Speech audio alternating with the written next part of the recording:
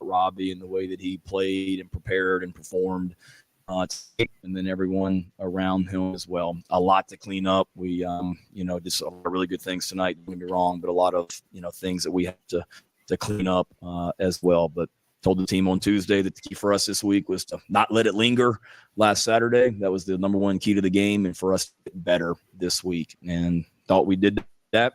Off week is coming at a good time. For sure, to be able to get healthy. And then obviously we've got a big opportunity coming in here in 2 weeks as well. Injury-wise, I think we're okay. Norris, he did practice. I didn't lie to you guys. He did a little bit in practice each day this week, a little bit more each day. We just got to the end of the week, and he wasn't moving great and didn't think we needed to put him out there tonight in any circumstance. We expect him. He'll be fine next week. Rocket's got a little bit of an ankle. It's nothing long-term, we don't think at all. Gage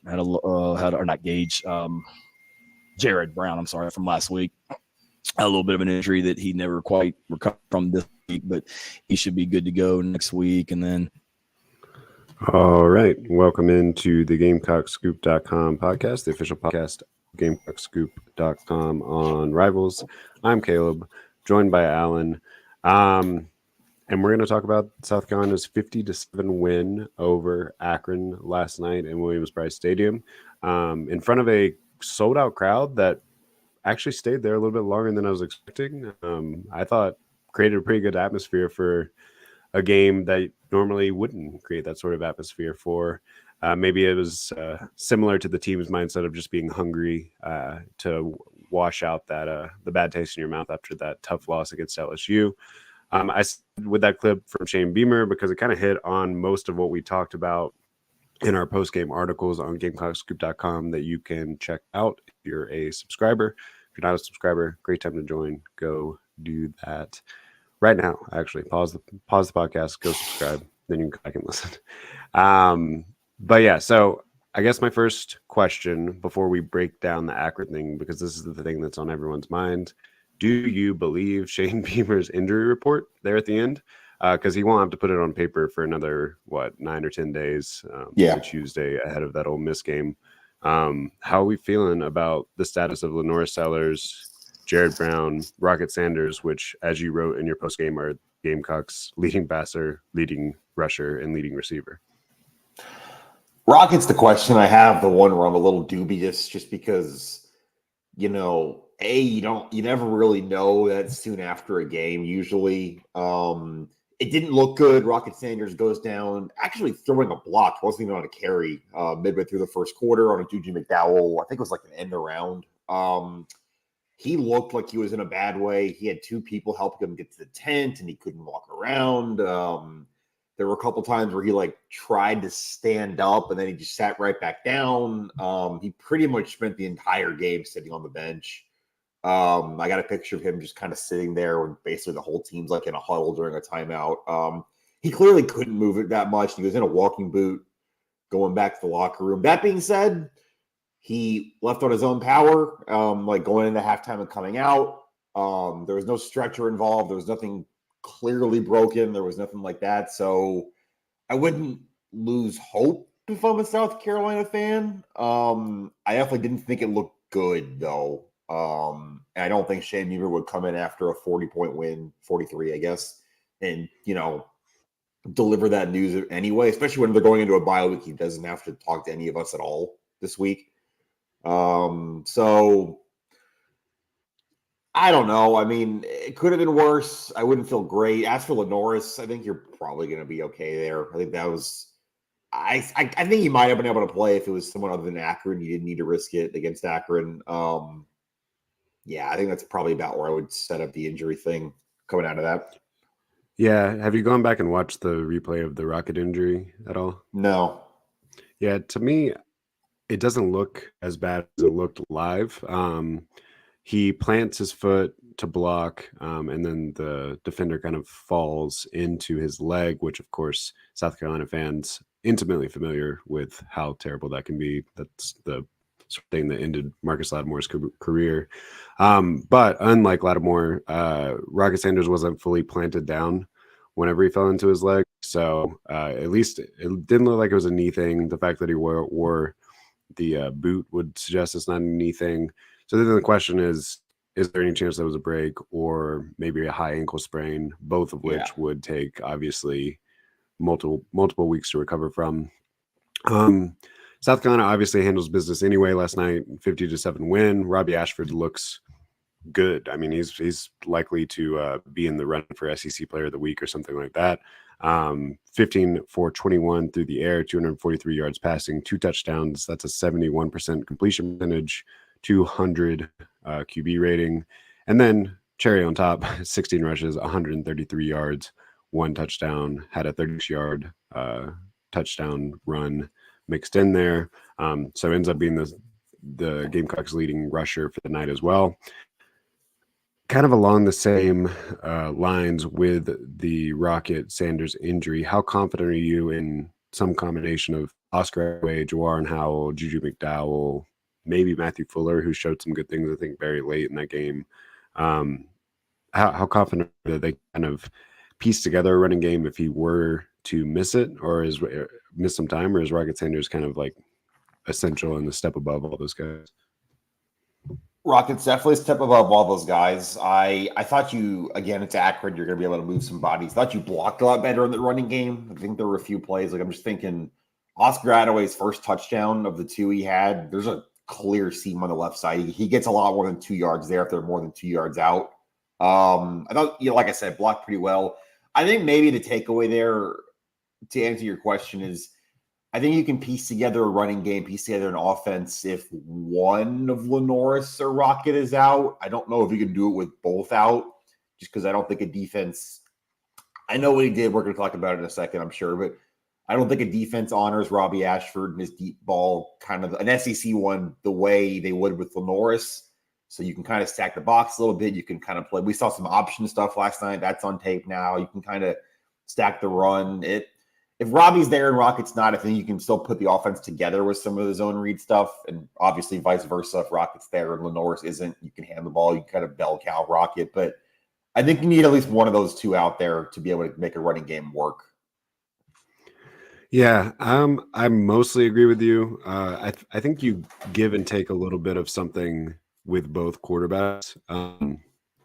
Last night, I mean, again, it's against Akron, and maybe we'll say that every time, but let's just assume that caveat throughout the podcast. But I thought Robbie Ashford was a little more decisive in the option, the RPO game, and zone read and everything, really. There's a reason that he was the leading rusher. It wasn't just because he is a better athlete than Lenore Sellers or running backs or anything, because I don't think he is, but he just made really good decisions on when to pull it and usually had a wide open hole to run through when he did. So I think maybe Ashford's a slight step ahead of Lenore Sellers just in that decision making. I think that'll come more rep for Sellers.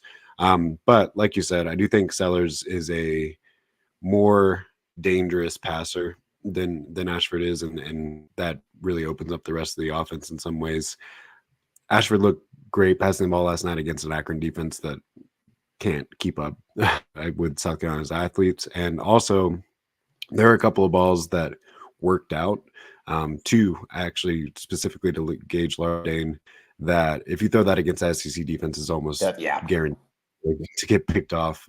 Instead, Lardane kind of came back and pulled down a duck from the air, and then the other one ended up being a pass interference or something. All of that to say, I agree with Jake that you probably need at least one of the two if you're going to have a chance against the murderers row that you have coming up, which we'll talk about again in a little bit. But Ashford did show me some things last night that makes me feel a little bit more confident than I did a week ago. Probably a lot of that due to the fact that he got to practice a lot with the starters this week, which he probably wasn't doing in the offseason. The entire, I think, the backbone of what Robbie Ashford said to us post game, which you could see just at least watching from my angle, just the timing, the connection, some of the decision making you're talking about, when to pull it and stuff. All that comes with the reps, comes with working with the ones, knowing the timing, knowing when these guys are getting in and out of their breaks, things like that. And I thought Robbie Ashford, I think I used this analogy Thursday with Perry, but saw the ball go through the hoop, for lack of a better term. Like, he saw some things happen that weren't happening last week. He hit a couple throws early, got into it. He pulled that, I think it was a 38-yard run to start that first touchdown drive. Got that going a little bit.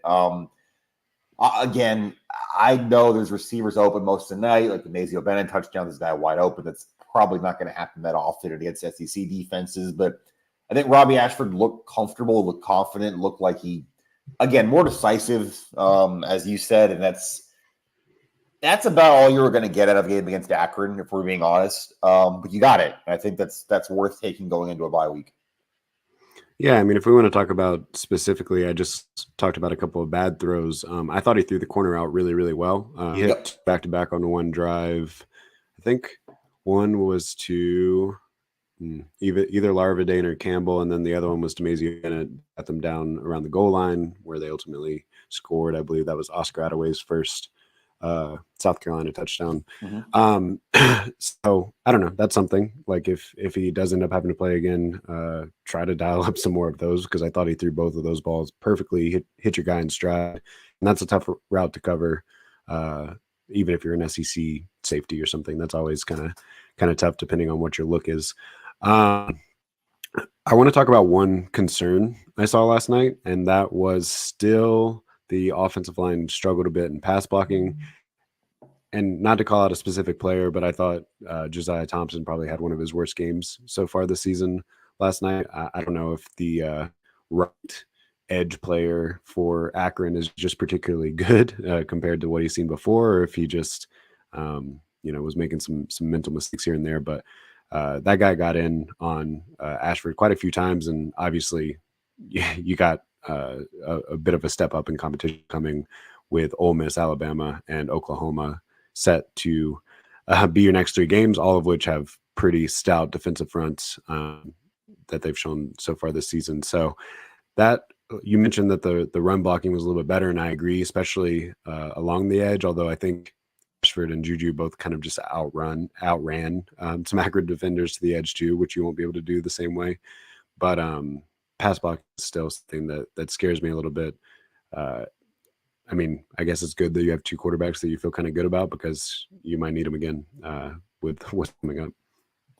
Yeah, that's a good point too. Akron ended the game with 3 sacks. Let's see, 4 tackles for loss there. Yeah, I don't even know is that anything you can fix during a bye week? I mean, I guess you just get Josiah Thompson 2 more weeks of reps with ones and hope it's a little bit better. Just that's about all you can do at this point. Like, I think this offensive line is what it is at this point, which is still better than last year and still continuity. I had the thought watching the warm-ups, like, man, they're about to start the same 5 guys up front 4 games in a row. It didn't happen at all last year. Yeah. Let me give a little levity to what I just said. Josiah Thompson's very talented, going to be a great offensive lineman. I think the fact that he's starting as a true freshman is a testament to all that. And still, he's going to take some lumps, I think, as the season wears on. And you see more and more tape on him, and you have some elite SEC defenses going up against him. Yeah, no argument there for me. And like I said, you're gonna have to pass a lot better than that, at least for the next 2 games in your schedule, and probably for the rest of the season, if we're being honest. Let's flip sides of the ball a little bit. What did you see defensively last night? I was really impressed. It's funny to say this when Akron only scored 7 points and didn't look particularly threatening at any point of the night, and finished the game with 154 total yards. But I was really impressed with Joe Moorhead and Akron's strategy to get the ball out of Ben Finley's hands really quickly. The veteran status of Finley too. South Carolina only ended up with 2 sacks on the night, and one of them was a busted play on the last couple of drives when the backups were in or whatever. So you only end up with 1 like real, pressure cooker sort of sack. But I mean, the defensive front still wreaked havoc all night.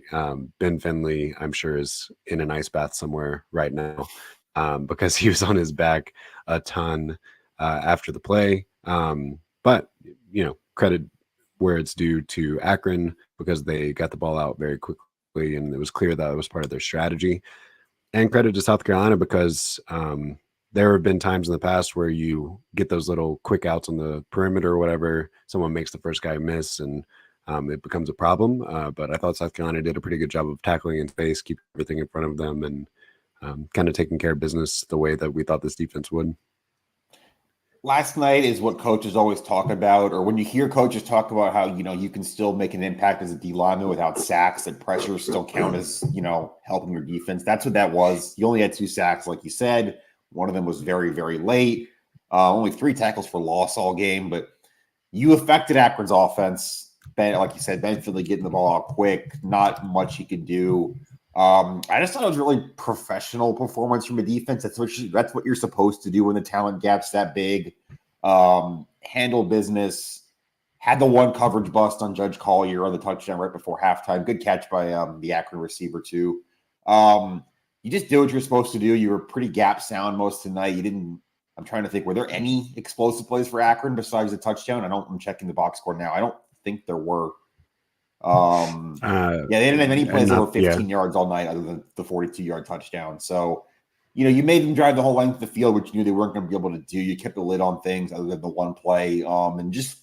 That's kind of what you thought this defense would be able to do most of the year. And I certainly don't feel worse about the defense coming out of Akron, even though I probably don't feel better either just because it's Akron. I think you feel about the same about that group as you did going in, which you knew they were pretty good, and they still are.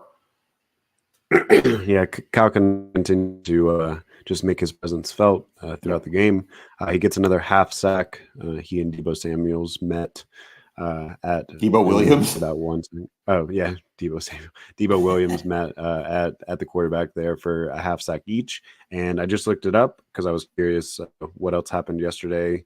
Because going into the day, Kyle Kennard was tied for the sack lead in the country, and he still is. So there's another one in the group now, but. You got Antoine Powell-Ryland from Virginia Tech. You got Van Fillinger from Utah, and then Kyle Kennard, all sitting at 5 sacks on the season. So still tied for first there. If I'm going to be nitpicky on something, which is all you can really do when the defense only gives up 7 points, Judge Collier got beat deep on that pass. And then I think the Bakari Swain in maybe to see if he could handle a little bit better. And then it was like the next drive or 2 drives later, he got beat on almost the same play on the left side. Luckily, Ben Finley overthrew it a little bit, but it would have been another touchdown. I forgot about that. I don't know, what Akron saw that put both those corners in a situation where the wide receiver ran past them. I mean, I do think, let's see, what was that wide receiver's name? Adrian Norton. Yeah, it was probably one of Akron's best athletes, and just speed wise, actually could do some things against South Carolina's defense. But yeah, and that's just something to watch when you go against a Jackson Dart led Ole Miss team next week, or a Alabama team that certainly can throw it around a little bit. Williams, yeah. A Vanderbilt team that apparently can throw it around a little bit. Sure, which we'll talk about in a little bit. I think you feel very good about your safeties. You feel good about Jalen Kilgore. You feel good about Odie Fitchin, who I think is quietly having a maybe NFL sort of resume season so far. But even though you think both Judge Collier and Bakari Swain are talented enough to get it done on that other side, you are seeing sometimes that they're young and haven't started a ton of games, and it won't surprise me if we see some more busted coverages from those guys. Yeah, I think that's probably the one tangible downside of the night for the defense is that particular play where you just get beat over the top twice. And really, you think about it, like you were never in any danger of losing the game. That was never going to happen. But correct me if I'm wrong, that Akron, the second time they ran that was their first drive of the second half when they had the ball down 22-7. You hit that one, it's probably a one-possession game at that point in the third quarter. Yeah, that sounds about right, because I know we were doing our live chat on GamecockScoop.com, which we do during every football game every week. You should come check it out. It's fun. But you had kind of already pronounced Akron dead, and then right after that, South Carolina went through a kind of lull period where they went 3 right after you said that. I think Akron hit the deep touchdown pass. South Carolina fumbles on their 2-minute drive opportunity heading into the half, and then Yeah, we need to talk about that too. Then, like you said, they could have hit another touchdown right coming out of the half, and then who knows what happens if you're in the second half and Akron's only down by 8 points. Things could get a little spicy there. But yeah, go ahead with what you were going to say about the 2-minute drill. Yeah, I mean, it's this one. It's clear Shane Beamer's frustrated about it. He gave his halftime interview to the local radio. That was all he talked about. He came in post game and said that was not the only thing, but the only thing he mentioned point blank that he was just disappointed in was the end of the first half. You get the ball back with 2 minutes to go in the half after Akron's only touchdown of the game.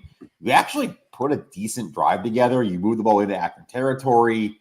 Attaway had a carry, Asher with a couple keepers. You get the ball to the 38. I thought the clock management wasn't great again. You had 3 timeouts, burning a hole in your pocket, didn't take one till under 30 seconds in the half. 4th and 1, fumble the snap, don't get anything out of it. Akron falls on it. That's 4 times in 4 games now. You had the ball late in the half. Old Dominion, you got it back with a minute to go. Kentucky was like a minute 20. Sellers throws the pick. Last week, you moved the ball in the ring. That's when Sellers got hurt, taking the sack. And then you got sacked again on the 4th down play with Ashford in there. And then this week, fumble the ball on 4th and 1. That's 0 for 4. And if you want to count the end of the LSU game, that's 0 for 5 in 2-minute drill situations this year. Well, and that's the one that counts the most, and why you practice it at. Ironically, that's the best one they had all year. That's the only one that got it in position to get points. Just, Herrera misses the kick, which is unfortunate, but you are still 0 for 5 on getting points. Yeah, I mean, that's why you practice that right before the half, even in a game like this that you probably don't necessarily have to push the issue like that, is for that issue scenario. And yeah, that is the only time that they put them in position to get points, but I still wouldn't call that a great 2-minute drill. They should have gotten a lot closer in that scenario. We already talked about the way that the playbook was limited last week with Robbie Ashford. At the very least, I think that this week maybe takes that excuse off the table. Did Sellers miss any more time? Before we move on to some bigger picture stuff, I need to mention a couple of things.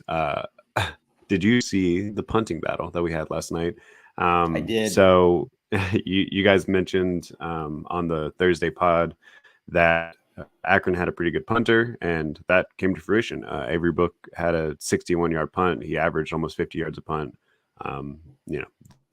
Very great game. But then Kai Kroger was not to be one-upped by Avery Book. He had a 75-yard punt that really, with the way it was rolling, might have gone 85 yards. Another nod to Delaney Campbell. If you're like, hey, that's a wide receiver, it is. And also he was the starting wide receiver last night. So that's just another one of the nods to the way that South Carolina emphasizes special teams. But anyway, he rushes down the field, stops it perfectly at the 1-yard line. Super impressive. I mean, completely flipped the field, right? Like you're punting from your own 26. And Kai Kroger just like he gets a nice goal and everything on it, but is able to completely flip the field and make Akron start on their own 1. You don't take advantage in the way that you'd like to in that situation as far as getting a safety or a turnover or something, but the drive stalled out pretty quick because you have to put together basically 10 down at that point unless you're going to hit a big play or something. So good stuff there on that one. Wanted to mention that. And then another, I guess, not as big storyline. Quarterback Davis Bevel, who is from Greenville, South Carolina, is a 6-year senior. Hasn't thrown a pass since 2022, in which he threw some passes in the Red River rivalry when he was at Oklahoma. last season played in a couple games for Oklahoma, but only had some rushing attempts. And then anyway, he gets to come home and a touchdown pass last night in front of, I presume, family and former coaches and, all the fun things. The broadcast did a good job of really focusing in on him after that, focusing in on Robbie Ashford, Dante Reno, and Lenore Sellers all kind of like huddling around him after he threw the touchdown pass. So I don't know. When you put a game like Akron on the schedule, you hope for some storylines like that, and you got them. It's fun. Yeah, really, if you want to transition to that kind of the fourth quarter, obviously you're up big, you empty the bench. Matthew Fuller, who you mentioned a little bit earlier, I thought looked pretty good, kind of falling for that extra yard here, that extra yard there. Looked like the way you'd hope running back looks. Connor Cox, the redshirt freshman tight end from Jacksonville, his first career touchdown, he catches that from Bevel. He's on the other end of that one. Jawarn Howell, the FCS transfer we haven't seen much of, but he breaks loose and gets a touchdown late. Rondarius Porter, Ronnie Porter's brother, the walk-on linebacker, gets his first career sack late. Big hit, too, on, was it Finley or was it Bullock? It doesn't really matter. Whoever Akron had in that quarterback at that point.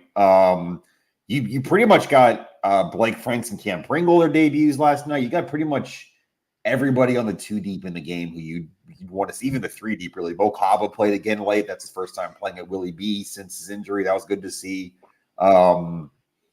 And we can go on and on talking about guys who played in the fourth quarter, but anybody flash to you in garbage time? I think we already mentioned it, but Michael Fuller, I think, is going to be good. He's already pretty big for a true freshman. I like the way that he fell forward at the end of every run. Yeah, I mean, if Rocket Sanders misses some more time, put him on the travel roster, and between him, Howell, Attaway, and Juju McDowell, yeah, you piece it together or whatever. One more thing that we didn't mention earlier, but I thought South Carolina did a good job of getting Juju McDowell out on the edge and letting him do his thing last night. Easier to do against Akron than it'll be to do against an SEC front, but that's the way he should be used. Can you? Any other lingering thoughts on this game? But before everyone starts to shut down and turn it off, we're going to talk a little bit about bigger picture SEC stuff if we're done with this game. Yeah, one more just quick question, because I just counted quick. How many players would you say South Carolina got in the game last night? I just went through the participation chart. How many players hit the field at some point for at least one snap? Let's see. You got 85 guys on scholarship plus however many walk-ons. I'm going to guess 74. 84. Oh, nice. I should have just gone with the scholarship number. But obviously some walk-ons and stuff got some looks too. Yeah, that's awesome. Like I said, exactly what you want to see. Get to do it at home. Get to do it in front of all of their friends and families. It was Parents Weekend for the university, so fun night. And the last sort of breathe out night I think you get for a while, which will transition us into the SEC power rankings at this point in the season. So I'm looking at Yahoo Sports. Obviously, Rivals is a subsidiary of Yahoo Sports, so we use a lot of their from time to time. Yahoo Sports SEC power rankings after week 4. They posted this at 5 a.m. this morning. So here we go.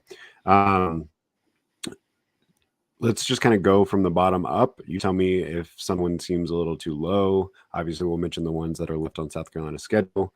At the very, very bottom, they have Mississippi State sitting at 16. I think that's fair, but I also didn't think they looked terrible against Florida, especially as, I don't know, like when you compare where each of those two programs is, you give Mississippi State a lot more grace, I guess. Yeah, but you see that Chapin's out for the year. He got hurt yesterday. Oh, I didn't. I missed. So they're 1-3 down their QB for the year, and their next 2 games are both on the road at Texas and Georgia. So I think it's going to go ahead and call that a lost year for Mississippi State. Yeah, that's fair. So right above them is Auburn. Auburn obviously lost yesterday to Arkansas, who preseason was picked down here at the bottom of the conference, but I think has surprised some folks. So, yeah, Auburn at 15. They're 2-2 and 0-1 the SEC. They got Oklahoma next week. Yeah, I think the main thing that came out of Auburn yesterday, honestly, is did you see Bo Wallace, the old Ole Miss quarterback, with a really, really long tweet about basically how bad Hugh Freeze is with quarterbacks? I did see that trending or whatever. I don't know. Is that just sour grapes, or is that something that we actually think is like? Do we actually think that I don't know what to Auburn do has with another it. lemon, or can they fix it? I do know Auburn's turned the ball over 9 times in their 2 losses, and they've already thrown 8 picks in 4 games as a team. So whatever's happening there is not working at all. They can't move the ball. They keep turning it over. They've lost twice at home before September's over. So I think it's fair to criticize Hugh Freeze at this point. Yeah. Next up, number 14, Vanderbilt. I think they're a little bit low here. If you haven't watched a Vanderbilt game, probably should have won that game yesterday. Yeah, if you haven't watched a Vanderbilt game yet, guys, do that. It's really, really fun. Diego Pavia at quarterback is just, I mean, he's a gamer. It's so fun to watch. He almost got himself killed several times yesterday, but he doesn't seem to care. I mean, he just like is putting his body on the line on every single snap. Hopefully he makes it through the whole season because it's just really fun to watch. South Carolina might have some trouble with Vanderbilt. They looked good yesterday, like you said. They lost in double overtime to Missouri, number 7 in the country, Missouri. At Missouri, they missed the field goal that would have sent it into triple overtime. Just, one of those college kicker things. The same kicker had made a 57-yarder earlier in the game, and then Shanks one from 20, whatever. College kickers. But yeah, they could be 4-0 right now, but they're 2-2, 0-1 this. I mean, I guess 15 or 14 makes the most sense, but they are good, much better than the one Pavia play. I watched off and on a little bit of that game before South Carolina started. The one is, I can't remember if it was in overtime or late in regulation, where he basically tries to hurdle a defender into the end zone from like the 4-yard line. And of course doesn't get in because you can't hurdle 4 yards over a defender, but he still tries anyway, and I respect that. I would have Kentucky at 14. I know they played well against Georgia. They punched up a little bit, but they beat Ohio yesterday, but they've played 8 quarters of SEC play and not scored a touchdown yet. And that's enough for me to have them at 14. Are they 13 on that list?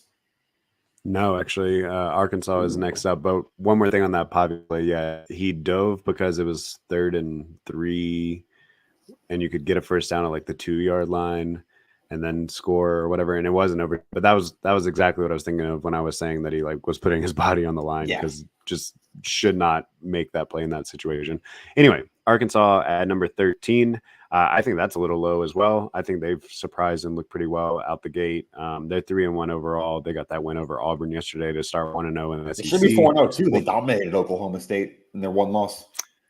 Yeah, and we'll find out a lot more about them next week, I think, because they play A&M in Arlington. That's always kind of a fun atmosphere for that one. But yeah, when I look at the next 2 teams ahead of them, I probably would have Arkansas ahead of the next 2 teams ahead of them.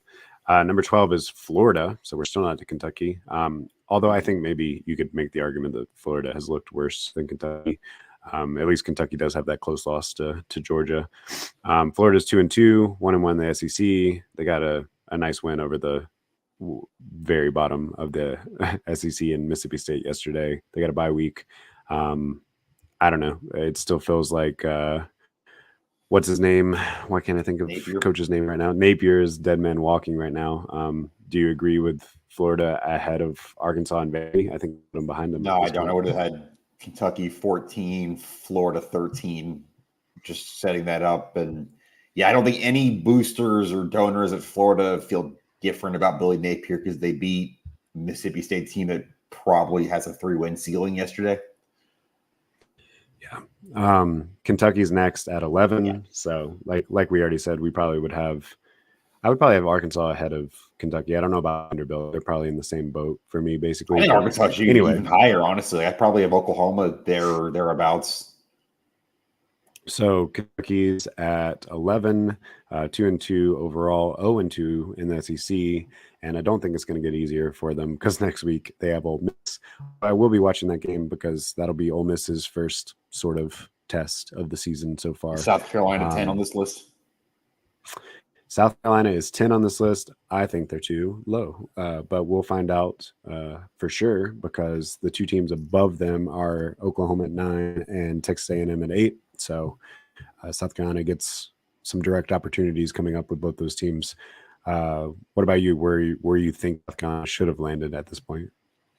I think Oklahoma should be lower. Oklahoma's 3-1 on the record, but they wobbled against Houston, won that game by 4. They wobbled against Tulane. That was a one-score game in the fourth quarter. The score last night of a 10-point loss to Tennessee is a lot prettier than the game was. They were down. That last touchdown was in garbage time. It was less than 2 minutes to go.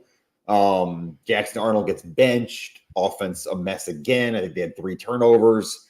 They just can't block right now. And you talk about like games on South Carolina's schedule that you might not have felt good about preseason, but the Stewart and Kennard versus OU's tackles mismatch, and Oklahoma's best corner went out for the year or broke his leg last night. I think I saw. Like, I think Oklahoma's in big trouble. I would have had them behind South Carolina. The A&M one, I mean, played Notre Dame tight. I don't know. They wobbled against Bowling Green last night. Yesterday. Yeah, Bowling Green also took Penn State down to the wire as well. So maybe they're just a good MAC team this year. They've done that twice. I think you should, if you're South Carolina, you should expect to beat A&M at home off a bye week if you're going to have the season you think you can have. But I think they're probably about in the same range right now. So that's fair. Yeah. South Carolina's bye week comes at a fun time because you get to find out a lot about some of the other teams on the schedule because you got that Kentucky Ole Miss game to watch next week. Arkansas, and you got A&M Arkansas to watch. And Oklahoma's first road game next week too at Auburn, which that's not great, but it's still a tough place to play. And Auburn's going to be pretty desperate next week. If they struggle at Auburn, then, and I think they will, then yeah, they find whoever wrote this list finally moves them down a little bit. But yeah, I think the only reason they're ahead of South Carolina right now is because of the name on the front of the jersey. Sure. So yeah, 9 Oklahoma, 8 Texas A&M. I think you can make an argument for South Carolina to slot in right there at 8. That's probably about, yeah, I think 8 or 9. I think you can probably coin flip with A&M right now. 7 is LSU. Obviously, you put LSU ahead of South Carolina, but they're in the same pot. Obviously, that game went right down to the wire. LSU wins 34-17 against UCLA yesterday. Looked pretty impressive. I don't know how good LSU or UCLA is, but I know that Nussmeier looked a lot more comfortable yesterday against the defensive front of UCLA than he did last week against South Carolina. Had a lot more time to get on some big plays there. So we know about LSU. Number 6, Missouri. So this is where it starts to get into really splitting hairs. Every team left on this power rankings is undefeated. I don't know. If you're a South Carolina fan, you probably enjoyed seeing them struggle at home yesterday against Vanderbilt. Makes them seem a little more beatable. What have you seen from Missouri at this point? Because obviously they were a dark horse pick, but a lot of it had to do with their schedule, which it's played out that way so far this season. They haven't really been tested too much. I don't know. I think maybe the right spot, but still they're ranked as highly as they are because they haven't played anyone and they won't have to play too many people throughout the. It must be in 2 weeks because A&M's I think their first bye is next week and A&M's got Archie, but they go to A&M for their next game, I'm pretty sure, which is October 5th. Offense still talented. Theo Weiss and Luther Burton's maybe the best 1-2 receiver in the country or close to it. I don't know. It looks fine. Like it doesn't overwhelm me. I'm not sure if they're the 7th best team in the country, but like I don't know. It's fine enough for a soft schedule, and I guess that game's winnable if you're South Carolina, but it's kind of on the low end of winnable compared to the other ones, just like the Oklahomas, the A&Ms you have on your schedule. But I think they're kind of a default 6. I definitely think they're better than LSU, and they're not as good as any of the 5 teams we haven't said yet. So I think 6 is exactly where I would have them. Yeah, and like I said, they're the only one that's still undefeated, so you got to slot them in there. I do think the fact that Pavia had so much success running the ball yesterday is a good sign for South Carolina's 2 quarterbacks that have probably a little bit more athleticism even than Pavia, although he's just one of those dudes that like it works when the lights come on. But All right, next up is number 5 Tennessee. I think they're a little low here. They've looked I would pretty have Ole good Miss there at this point. Not because anything Ole Miss has done wrong, but they've played 4 games against bottom of the barrel competition. They've won them all pretty comfortably, but they haven't played anybody even. Have they played even like a top 100 team yet in FBS? Like Wake Forest, Georgia Ole Southern, Miss, Middle Tennessee State, and Furman. Just a default 5 till they play someone is where I would have Ole Miss and Tennessee by virtue of going on the road and handling Oklahoma last night. Even a not great Oklahoma team, I would still have them higher than 5. Yeah, I tend to agree. Maybe slot in Tennessee at 4, Ole Miss at 5, and then you can put them back next week if Ole Miss blows out Kentucky, which they probably will, but we'll see. Next up, Ole Miss at 4. Obviously, that's South Carolina's next opponent. Everyone will be watching how they handle Kentucky this coming week. If you are interested in how I think South Carolina shapes up against a lot of the teams that we've mentioned on this list so far, I'm definitely going to put out an article this bye week, kind of re-looking at the schedule after 4 weeks. Because, you just mentioned it, but I think there are a lot more toss-ups on the schedule than there were in the preseason. I don't know if I would put Ole Miss in that category, though. I mean, I am interested to see how they do against Kentucky next week, but I think that's still going to be a really tough one to win. But you get them at home, you get them off the bye week. Who knows? Yeah, and like I said, I think Tennessee's really good, but so we have a comment here from Marcus Brown. Hope I'm saying that right. Asking what time the Ole Miss game is going to be. We don't know yet. It's a flex. It's going to be either mid-afternoon or at night. They should announce at least a window on Monday, as in tomorrow as we're recording this. And then if they either announce the time or just the window Monday, and if it's just the window, then we'll get the time on Sunday after the Week 5 game. So keep your eyes peeled tomorrow for at least knowing if it's afternoon or night, and then probably the full time the following Sunday. Appreciate the comment. Appreciate you listening. Yeah, if I'm looking ahead at that Week 5 schedule, no, Week 6 schedule. Yeah. You got A&M Mizzou that day, right? That's already a noon game, I think. I'll find it in a second. But let's move to the next team on the schedule, so we don't have too much downtime. But I got to look at the 2024 one. That was the 2023 one. Next one up is Alabama at number 3. Mm-hmm. So I mean that makes sense to me as far as you have the number 1 team and number 2 team in the country ahead of them. But we'll find out a lot because Alabama gets Georgia. Almost feels pointless to rank right now, considering Georgia plays Alabama in 6 days. Just kind of wait and see how the chips fall right there with that top 3. Yeah, exactly. But I mean, you gotta do what you gotta do. All right, I'm looking at that Week 6 schedule of the SEC just to think a little bit about what might happen with South Carolina. I'm looking at the national one, so I got to parse through it a little bit. But you got Auburn and Georgia. That's another TBD slot. You got Alabama and Vanderbilt. That's another TBD slot. Probably afternoon game. You got Tennessee and Arkansas. That's another TBD slot. Also probably an afternoon game. So the question I think is going to be, game, honestly, just listen to what you're reeling off there. Yeah, I think the question is going to be: do you put Auburn and Georgia in the 3:30 game, or do you put South Carolina and Ole Miss in the 3:30 game? That's what they're going to. I guess that is kind of the marquee, the ABC 3:30. Yeah. Either way, you should. I mean, it should be a really good atmosphere, and it's going to be on a big national. Just the best SEC game of the week, I think. So that should be fun. Number 2 is Georgia. Number 1 is Texas. No real guys there. I guess the only thing to discuss there is, do you think it's fair that Texas has kind of leapfrogged Georgia at this point in the season? Do you think they've done enough to justify that leapfrog? Yes, I guess, because the Michigan win looks a little bit better after Michigan beat Southern Cal yesterday, and they blew out Michigan. Georgia has played one SEC game and completely wobbled and arguably should have lost to Kentucky. I know they blew out Clemson, but I don't know. That's really splitting hairs there. I definitely think, especially in a 12-team playoff, I think we're all in agreement the top 4, maybe even top 5 SEC teams are going to get in the playoffs. So I don't think it matters a whole lot who's 1 and who's 2 there. And they play each other, I think, in Austin in October.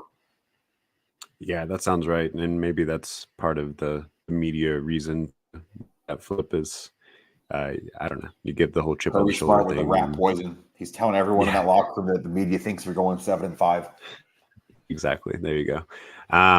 Yeah, I mean, all three of those teams, I think, probably make the playoffs unless something drastic happens at this point. Obviously, Ole Miss has that outside shot. They've looked really good. So I think maybe the Clemson win for Georgia looks a little bit better. It's really hard to say because Clemson yesterday blows out Whole NC NC State's State, bad. but yeah, NC State's already bad, and then they don't have their starting quarterback yesterday. NC State still scored 35 points. I didn't really watch it, so I don't know how that There came was to 21 of them fruition. were in the last like 10 minutes, and one of them was in the last play Right. of the game. So a whole lot of garbage time there. 59-14 at the end of the third quarter.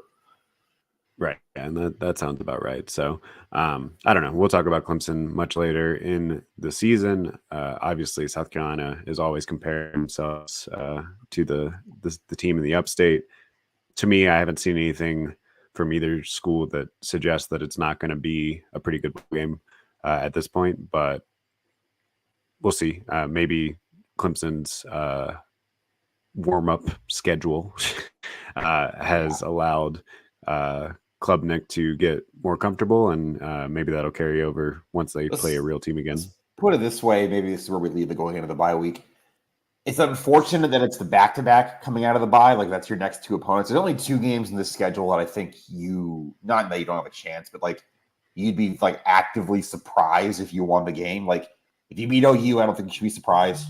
A&M, you should be surprised. Vanderbilt. Mizzou, maybe a little bit. You do get it at home, and Mizzou looks shaky. Obviously, Wofford, Clemson, I think, like you just said. Like, it's going to be really, really tough coming out of this bye week. Your 2 toughest games all year are back-to-back coming up. But after that, like, even if you do lose both those games, you got to have it healthy. You're 3-3 heading to the second half. Starting with Oklahoma, A&M. Yeah, I think it's still all in front of you for what you kind of wanted to do going into the year. Give me a percentage chance that off the bye week at home, either in a 3:30 or night game, so raucous crowd, most difficult team Ole Miss has played yet this season. Give me a percentage chance that South Carolina can win that game. It's a good question. So I'd like to see Ole Miss at least against Kentucky before I answer that, which you know why you asked me now.